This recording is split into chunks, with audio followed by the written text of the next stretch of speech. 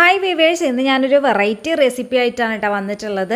ഇപ്പം മിക്ക വീടുകളിലും സുലഭമായിട്ട് നമുക്ക് കിട്ടുന്ന പാഷൻ ഫ്രൂട്ട് വെച്ചിട്ടുള്ളൊരു ഹൽവയാണ് കേട്ടോ. നല്ല സോഫ്റ്റ് ആയിട്ടുള്ള ഹൽവയാണ്.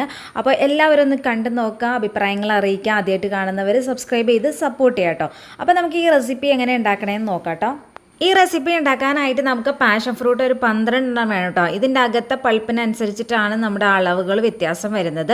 അപ്പോൾ ആദ്യം തന്നെ നമുക്കിതിൻ്റെ പൾപ്പൊന്ന് വേർതിരിച്ച് ഒരു ബൗളിലേക്ക് എടുക്കാം. എന്നിട്ട് നമുക്കിതൊരു മിക്സർ ജാറിലേക്ക് ഇട്ട് കൊടുത്തൊന്ന് ഗ്രൈൻഡ് ചെയ്തെടുക്കണം കേട്ടോ. ഞാൻ 1.5 കപ്പ് പാഷൻ ഫ്രൂട്ടിൻ്റെ പൾപ്പ് എടുത്തിട്ടാണ് ഈ ജാറിലേക്ക് ഇട്ട് കൊടുക്കുന്നത് കേട്ടോ. ഈ കപ്പ് എന്ന് പറയുന്നത് 250 ml കപ്പാണ്. ഏകദേശം നമ്മുടെ വീട്ടിൽ നമ്മൾ ചായയൊക്കെ കുടിക്കുന്ന അത്യാവശ്യം വലിപ്പമുള്ളൊരു ഗ്ലാസ് എടുത്തേച്ചാലും മതി അളവിനായിട്ട്. അപ്പോൾ 1.5 ഗ്ലാസ് പൾപ്പ് എടുക്കുക. എന്നിട്ട് ഇത് നന്നായിട്ടൊന്ന് ഗ്രൈൻഡ് ചെയ്തെടുക്കുക. അതിനുശേഷം ഇതിലേക്ക് 1 കപ്പ് വെള്ളം കൂടി ഒഴിച്ചു കൊടുത്ത് ഒന്നും കൂടി മിക്സ് ചെയ്തെടുക്കുക കേട്ടോ. അപ്പോൾ കുറച്ചും കൂടി എന്താ പറയുക ലൂസായിട്ട് കിട്ടും. അപ്പോൾ നമുക്ക് അരിച്ചെടുക്കാനായിട്ട് കുറച്ചുകൂടി എളുപ്പമാണ്. അരിച്ചെടുക്കൽ പിന്നെ സ്കിപ്പ് ചെയ്യണവർക്ക് വേണമെങ്കിൽ അത് ഒഴിവാക്കാം. കാരണം എന്താണെന്ന് വെച്ചാൽ പാഷൻ ഫ്രൂട്ടിൻ്റെ കുരുവും കൂടെ ശരിക്കും പറഞ്ഞാൽ നമ്മൾ കഴിക്കണം എന്നാണ് പറയണത്, അതിൻ്റെ ഗുണമൊക്കെ കിട്ടാനായിട്ട്. അപ്പോൾ അരിച്ച് കളയണമെന്ന് നിർബന്ധമൊന്നുമില്ല, വേണമെന്നുള്ളവർ മാത്രം അത് അരിച്ച് കളഞ്ഞേച്ചാൽ മതി കേട്ടോ. ഇവിടെ നന്നായിട്ട് തന്നെ അരിച്ചെടുത്തിട്ടുണ്ട്. നമ്മുടെ പാഷൻ ഫ്രൂട്ടിൻ്റെ ജ്യൂസ് ഇവിടെ മാറ്റി വെച്ചിട്ടുണ്ട് കേട്ടോ. എന്നിട്ട് ആ ജ്യൂസിൽ നിന്ന് പകുതി ജ്യൂസ് എടുത്തിട്ട് ഞാൻ അതിലേക്ക് 1 കപ്പ് കോൺഫ്ലവർ ചേർത്ത് കൊടുക്കുകയാണ്. അപ്പോൾ പകുതി എടുത്ത് എന്നാന്ന് വെച്ചാൽ പെട്ടെന്ന് മിക്സായി കിട്ടാൻ വേണ്ടിയിട്ടാണ് കേട്ടോ. മുഴുവൻ ഒഴിക്കുമ്പോൾ കുറച്ച് ബുദ്ധിമുട്ടാണ് മിക്സാക്കി എടുക്കാനായിട്ട്. അപ്പോൾ നന്നായിട്ട് മിക്സ് ആയതിനു ശേഷം ബാക്കിയുള്ള ഒരു ജ്യൂസും കൂടെ ചേർത്ത് കൊടുത്ത് നന്നായിട്ട് മിക്സ് ചെയ്യുക. ഇനിയിപ്പോൾ ഒരു പാൻ അടുപ്പത്തേക്ക് വെച്ച് കൊടുക്കുക. ഷുഗർ ഒരു 2 കപ്പോളം ചേർത്ത് കൊടുക്കുക കേട്ടോ. ഷുഗറിൻ്റെ പകുതി, അതായത് 1 കപ്പ് വെള്ളം കൂടി നമുക്ക് ഒഴിച്ചു കൊടുക്കാം. ഇനി ഇത് നമുക്ക് നന്നായിട്ടൊന്ന് മെൽറ്റ് ചെയ്ത് എടുക്കണം.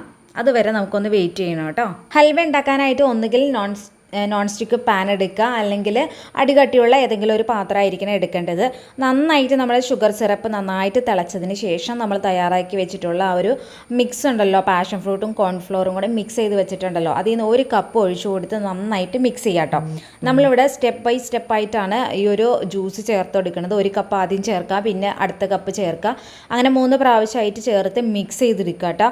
പിന്നെ ഇതിന് ഒരുപാട് ടൈമൊന്നും ആവശ്യമില്ല, പെട്ടെന്ന് തന്നെ ഇത് കുറുകി വരും, പെട്ടെന്ന് തന്നെ നമ്മുടെ ഹൽവ റെഡി ആവും കേട്ടോ. ഏകദേശം നമ്മുടെ ഹൽവ അതേ നന്നായിട്ട് തിക്കായി വരുന്നുണ്ട് കേട്ടോ. ഈ ഒരു ടൈമിൽ നമുക്ക് ഇതിലേക്ക് ഗീ ചേർത്ത് കൊടുക്കണം. ആദ്യം ഞാൻ 1 ടേബിൾ സ്പൂണാണ് ഗീ ചേർത്ത് കൊടുക്കുന്നത്, അല്ലെങ്കിൽ ബട്ടർ ചേർത്ത് കൊടുക്കാം കേട്ടോ. അതിലേതെങ്കിലും നമുക്ക് ചൂസ് ചെയ്യാം.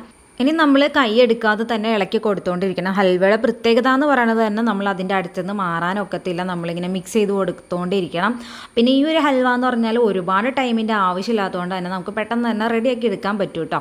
വീണ്ടും ഞാൻ 1 ടേബിൾ സ്പൂണും കൂടെ ഗീ ചേർത്ത് കൊടുത്തിട്ടുണ്ട്. അപ്പോൾ വീണ്ടും വേണമെങ്കിൽ ചേർത്ത് കൊടുക്കാൻ നമ്മൾ എത്ര ചേർക്കുന്നു ആ ഒരു ഗീ നമ്മുടെ ഹൽവ നന്നായിട്ട് കുടിക്കണം. ഏറ്റവും അവസാനമായിട്ട് ഈ ഒരു ഗീ പുറത്തേക്ക് വരവും ചെയ്യണം കേട്ടോ. അതാണ് നമ്മുടെ ഹൽവയുടെ പാകം എന്ന് പറയുന്നത്. അപ്പോൾ ഏകദേശം എന്താ പറയുക ഗീയൊക്കെ പുറത്തേക്ക് വരുന്നതായിട്ട് നമുക്ക് തോന്നിക്കഴിയുമ്പോൾ നമുക്ക് അതിലേക്ക് നട്ട്സൊക്കെ ചേർത്ത് കൊടുക്കാം. ഞാനിവിടെ പൊട്ടുകടലയും അതുപോലെ തന്നെ ടൂട്ടി ഫ്രൂട്ടിയൊക്കെയാണ് കേട്ടോ ചേർത്ത് കൊടുത്തേക്കണം. നിങ്ങളുടെ കയ്യിൽ കാഷ്യോ ബദാമോ ഏത് വേണമെങ്കിലും നമുക്ക് ചേർത്ത് കൊടുക്കാം. എന്നിട്ട് നമുക്ക് ഫ്ലെയിം ഓഫ് ചെയ്യാം. അപ്പം തന്നെ നമുക്ക് ഒരു ബൗളിലേക്ക് മാറ്റണം. ബൗളിൽ ഓൾറെഡി നമ്മൾ ഗീ തേച്ച് വെക്കണം കേട്ടോ. ബട്ടറോ ഗീയോ അല്ലെങ്കിൽ കോക്കനട്ട് ഓയിലോ എന്തെങ്കിലും നമ്മളൊന്ന് പുരട്ടി വെക്കണം, പെട്ടെന്ന് നമുക്ക് വിട്ട് കിട്ടാനായിട്ടാണ് കേട്ടോ. എന്നിട്ട് നമുക്കിതൊന്ന് 2 മണിക്കൂറൊന്ന് തണുപ്പിച്ചെടുക്കാം.